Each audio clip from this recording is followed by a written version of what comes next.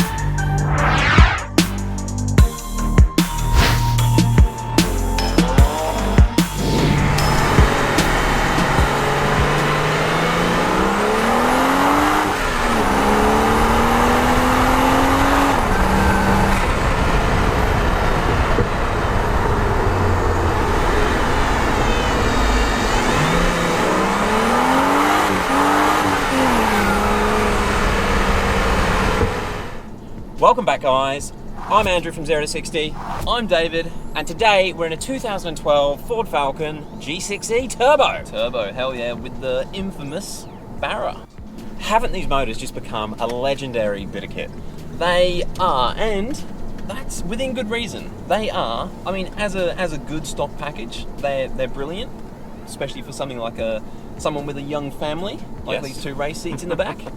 But, you know, huge potential for huge power numbers. They do. They are the Aussie version of a 2J, I reckon. Yeah, I'll give you that. Yeah.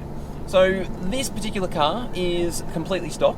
Power-wise, I think they're 270 kilowatts, which is pretty high for a stock motor. Yeah, don't forget, when these engines first came out in the early 2002 was the BA XR6 Turbo. They were around the 240 kilowatts, which again, that's nearly 20 years ago. Huge power for a six-cylinder. And they eventually kept evolving up to the non-FPV versions with 270. Yeah, and that's it for a non-FPV. That's big power. That is big power. Obviously, the beauty of these Barra engines is that with some very light modifications, it just unlocks a whole. You can go nuts. But this particular car is stock, so we won't go too into depth of potential modifications. But power-wise, it's 270 kilowatts with a huge 533 newton meters of torque. Which comes in at nearly 2,000 RPM, Yeah, which so is just mega. That's why it feels quick. That is a big torque number. Now, obviously, if you're watching this channel, you understand what we do is 0 to 100 kilometer an hour runs. We did a BF. I can't remember what it was. It was a BF or an FG about 3 years ago. Yeah. It was the XR6 Turbo, similar spec to this one with the ZF 6-speed gearbox, which was an awesome addition to the late model BFs. Obviously, a huge fan of ZFs coming from the BMW world. The one we did 3 years ago, we got a few negative comments regarding its time because it timed at just under 6.5 seconds, which is about a second off its factory time. It's hard in the real world. It's not on a drag strip. We are replicating the street-like drag race. And the tyres on that thing, it was just a bit of a family beater. Much like this car. Yeah, that's a good point, actually. And the tyres weren't great, which obviously you need good tyres if you want a good hook. 0 to something time. Yeah, but getting them to hook is a bit difficult when you've got so much torque in the low RPMs.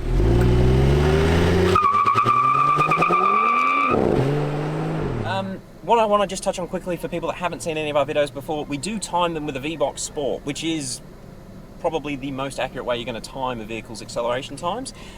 We don't try and get the best friggin' time ever. Like, we don't strip weight out. There's two people in the car, and like we were just talking before, we're not on brilliant surfaces.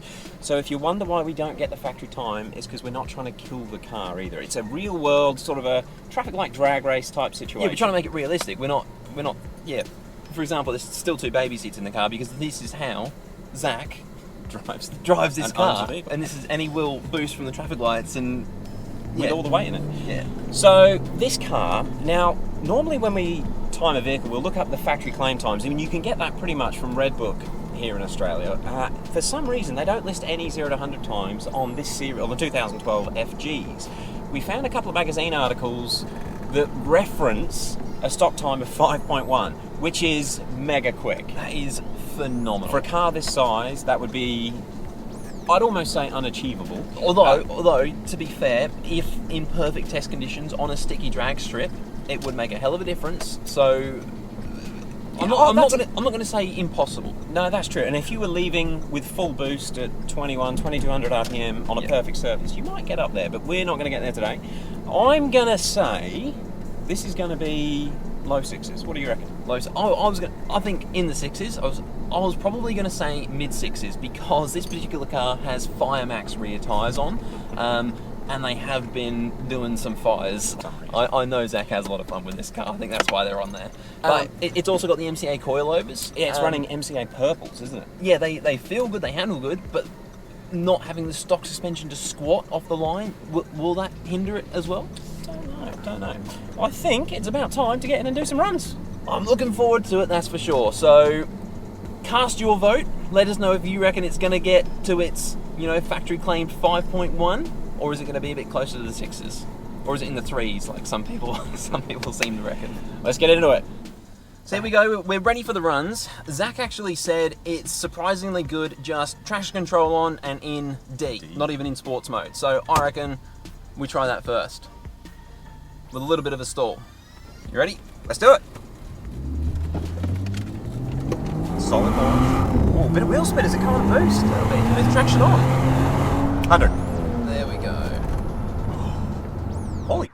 That didn't feel that quick to me. This car feels super planted, and it was a 6.2. Straight up. Yeah. In D with traction on.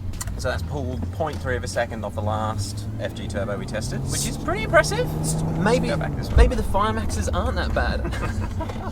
All right, but it come on to boost at around 20 or 30 k's now, so I reckon you can leave harder. I'm going to go sports mode this time. All right, a bit more spool. Hold it. Yeah, that was good. That felt better. Short shifts. Done. 6.05.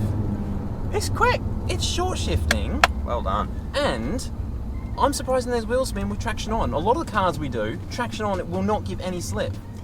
If this breaks it into the fives, I'm going to be super surprised. I will be very surprised. Should we try it with traction off? Yeah. Was that with traction on? There's traction on. Holy crap. Yeah, try it with traction on. And I think maybe with traction off, it might not want to short shift so early. Like it does, when it gets into second, it does feel it's just out of its power band. All right, come on. Now, I think if you go too much spool, it will blaze it off the launch. We are ready. Come on, 5 seconds. That was nice. Hold it. Short shifts again. Okay. 6.24. 6.24. I reckon we got one more run before she's heat soaked. I'm going to go manual mode and try and not short shift. Okay. It's weird how different the gearboxes are programmed to the BMW ZFs. You think the same gearbox is going to feel the same, but it's very completely different different characteristics. Okay, that's pretty certain. Zippy box. Alright, so slap it into sports mode, push it forwards. We have gear 1 selected.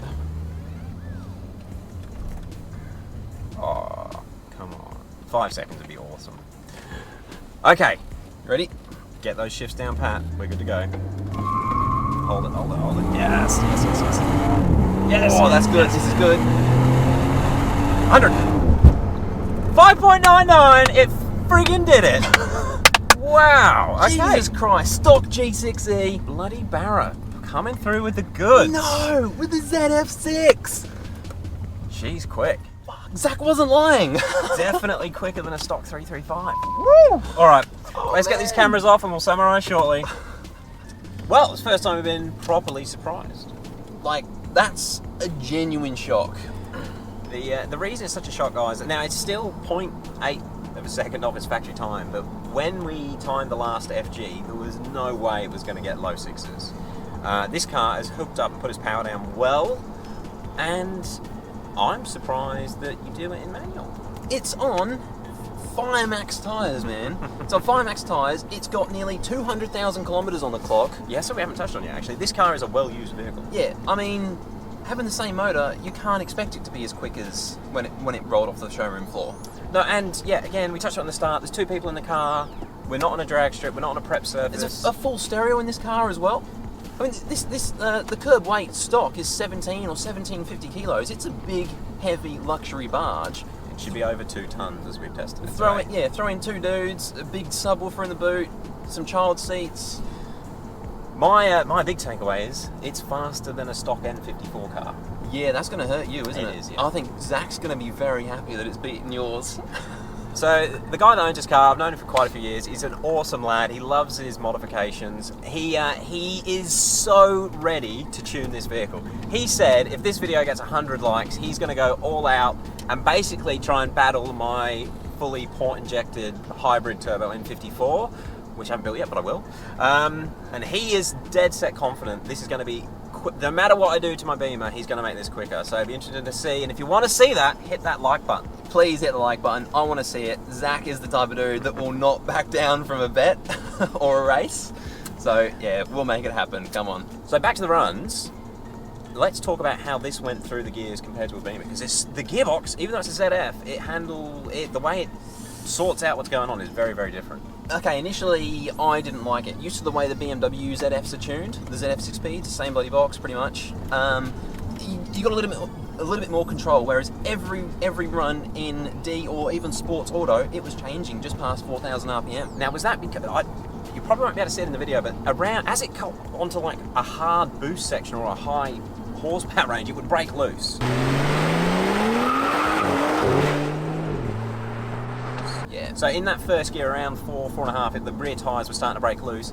As soon as they broke loose, you could see it shift. Yep. And then it's out of its power band for that second gear pull. So I was expecting that first run to be a throwaway. And then when you said it was low 6s, I was like, man, you sure? So it's got a hell of a lot of potential. But, and yet, like Zach was right, for your unexpected traffic light races, you can Just leave it in drive. Just stomp on it if someone's ready to go, and it's damn quick. Yep. But to get the absolute most out of it, it's worth putting it across to Sports Auto, pushing it forwards into first gear, and holding it out to the red line, grab second, and then it stays in its power band through second. Wicked. And you can actually also be quite aggressive. You can really spool it up. Whereas a lot of the 335s, the Beamers, they seem to just... Actually, the XR6 Turbo did as well. Maybe it's the extra weight of the G6. It could well be.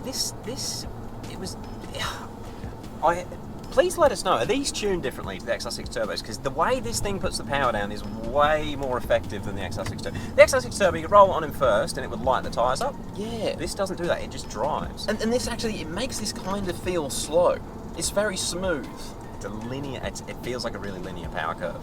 I've actually been really surprised with this car, and I think we need to do a review because Zach's owned this for quite a few years. This is, I think, his second or third FG Turbo. He knows them really well. He's already given me the rundown on really what they cost to own. So we're going to do a separate review video, what these Falcons are like as a performance vehicle, because I'm starting to think I bought the wrong car. Not even just a performance vehicle, but like a family performance vehicle. If you need a big four-door with a bit of room, but you want to have fun as well, this is a damn good option at the moment. So we'll film that review right now, but it'll be up in the next couple of days. So if you want to see that, make sure you hit that subscribe and the bell button. But I think for this video, well done to the Barras. Very well done. Stock FG G6E Turbo, breaking into the 5 seconds. All right. Thank you for watching, everyone. And we're going to catch you on the next one. Thanks, guys. Peace out.